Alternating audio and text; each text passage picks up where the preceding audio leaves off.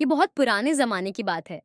एक घने और पुराने जंगल के किनारे एक गरीब लकड़हारा रहता था।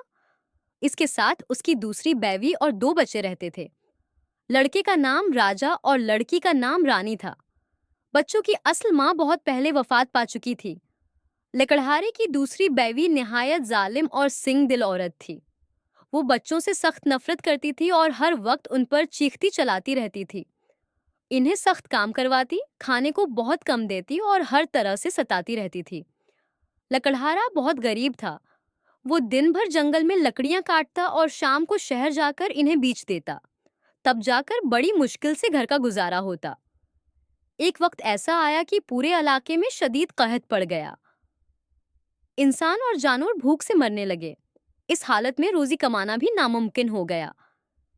एक रात लकड़हारा बहुत परेशान बैठा सोच रहा था कि वो अपने बच्चों को कैसे पालेगा। इसकी बीवी तो पहले ही बच्चों से जान छुड़ाना चाहती थी।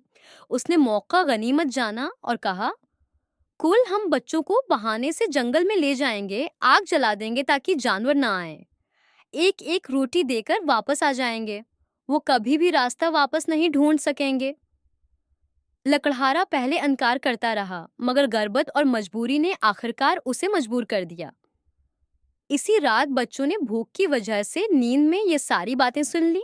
रानी रोने लगी, मगर राजा ने उसे तसल्ली दी और कहा, ड्रो मत बहन, मैं कुछ न कुछ जरूर करूंगा। जब सब सो गए तो राजा चुपके से घर से बाहर निकला। घर के सामने सफेद कंकरियां पड़ी थीं जो चांदनी में चमक रही थीं। उसने वो कंकरियां जमा करके अपनी जेब में डाल लें। अगली सुबह सौतीली माँ बच्चों को जंगल ले गई। रास्ते में राजा आहिस्ता आहिस्ता कंकरियां गिराता जा रहा था ताकि वापसी का रास्ता याद रहे। जंगल में पहुंचकर आग जला दी गई और वालिदैन बच्चों को वहीं छोड़कर वापस चले गए। कुछ देर बाद बच्चे सो गए। रात हुई तो राजा ने चांदनी में चमकती कंकरियों की मदद से रास्ता पहचाना और बहन का हाथ पकड़कर घर वापस पहुंच गया। बाप बच्चों को देखकर खुशी से रो पड़ा, मगर सौतीली माँ सख्त नाराज हो गई। कुछ दिन बाद कहत और ज्यादा बढ़ गया।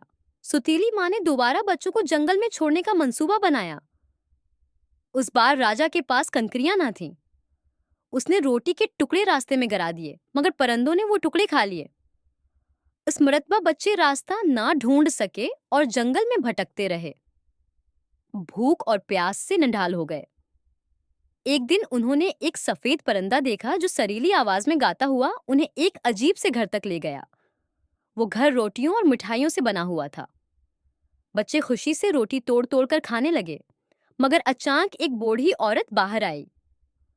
वो दरअसल एक खतरनाक डायन थी जो बच्चों को मोटा करके खा जाया करती थी। उसने राजा को कैद कर दिया और रानी को नौकरी पर लगा दिया। वो रोज राजा की अंगली देखती, मगर राजा चालाकी से हड्डी दिखा देता क्योंकि डायन की नजर कमजोर थी। एक दिन डायन ने फैसला किया कि अब वो राजा को खा लेगी। उसने रानी को तनूर देखने के बहाने बुलाया, मगर रानी ने होशियारी से डायन को खुद तनूर में धक्का दे दिया और फौरन तनूर बंद कर दिया। डायन जलकर मर गई। रानी ने फौरन राजा को आजाद कर दिया। दोनों बहन भाइयों ने डायन के घर से सोना, अशरफियां और जियोरात इकट्ठे किए। वापसी में एक शुतुरमुर्ग ने उनकी मदद की और इन्हें झील पार करवाई। आखिरकार दोनों अपने घर पहुंच गए। बाप बच्चों को जिंदा देखकर बेहद खुश हुआ। सुतीली माँ इस दौरान मर चुकी थी। यूं दोनों बहन भाई अपने वालिद के साथ खुशी और सुकून की जिंदगी गुजारने लगे।